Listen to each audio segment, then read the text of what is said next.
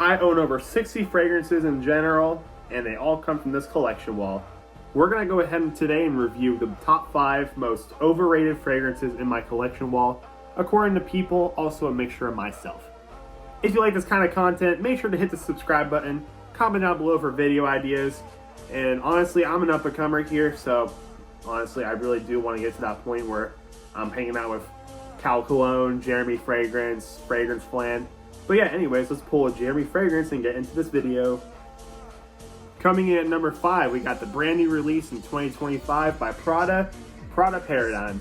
This opens up with a nice bergamot kind of vibe going on with this, woody and aromatic. I think this is good all year round.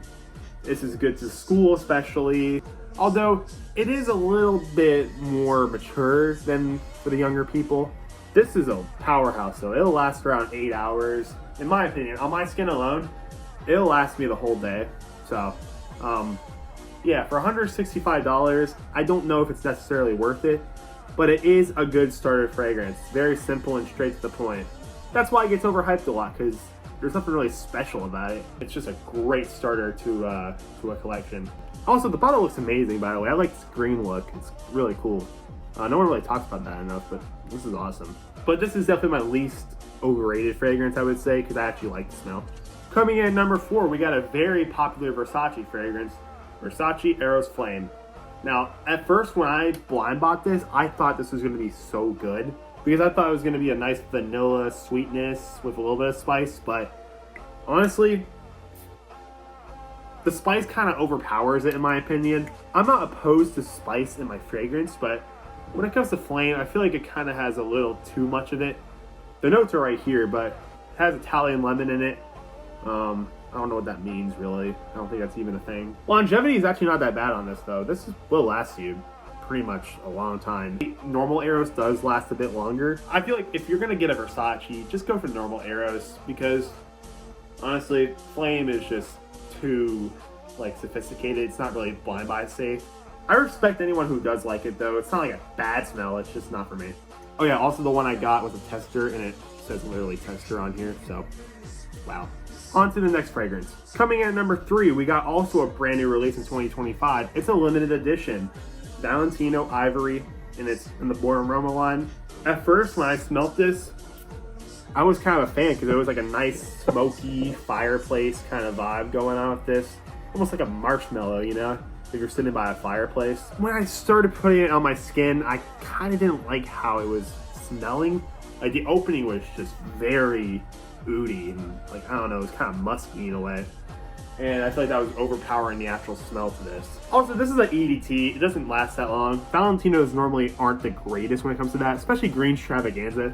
That shit lasts like 3 hours. Definitely, this is a cool limited edition collector's item, I feel like. But as a smell, I think it's way too dangerous in a way, like risky. Like you either really like this or you hate it. And do I regret getting this? Not really, because at least I know I can have something that's gonna be in the future like discontinued.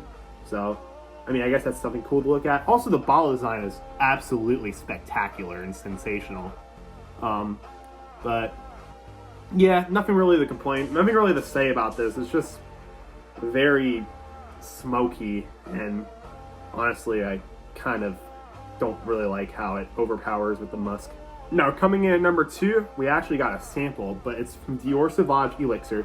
Now, I have the original Dior Sauvage EDP. This is a really great flanker in my opinion. This flanker though, it's just different, and honestly, it's like a cinnamon hit, but it's almost like kind of tobacco kind of vibe going on with it. Kind of similar to Polo Green, which I hate Polo Green. Not saying this smells bad like Polo Green, but it's just, it's more for like an older man in my opinion. And I'm like 19, so I mean, I got a lot of time until I'm like mature like this fragrance, but I respect anyone who does like it. I'm not saying it's a terrible smell. It's just not for me, man. Like, it really isn't. And especially for $210, like, hell no, in my opinion. I'm gonna stick to Dior Sauvage EDP since it's lighter, fresher, and has a nice vanilla hit to it. But longevity though, this is actually a powerhouse. It will last all day. Kind of like people have said, like Cal Cologne has said it lasted like 10 hours. So I'll take his word for it. Overall, Dior Sauvage Elixir, Not my cup of tea, but it could be yours. And coming in at the worst, most overrated, it's a Zaro EDP. Honestly, I just hate this smell in general. It just sucks in my opinion. Like, at first, I really like the freshness that went on with it, but as it like kind of goes on my skin, yeah, it's like, the notes are up here. Honestly, I don't know what to say about this. It's just, I think I was nose blind that day at the mall when I went to go smell all the Azaros. For some reason, instead of getting Azaro Forever One Elixir, which is way better than this, I ended up getting Azaro One EDP, which first off is a scam there. It's like $130. You can get this like $50 online. It's like a terrible freshie. It feels like fucking dirty laundry and shit almost. I don't know. I have to give this definitely an F. Worst fucking buy of my life. And that's the video. So thanks so much for watching, guys. If you enjoyed, make sure to like, subscribe, comment down below for video ideas, and best of all, peace.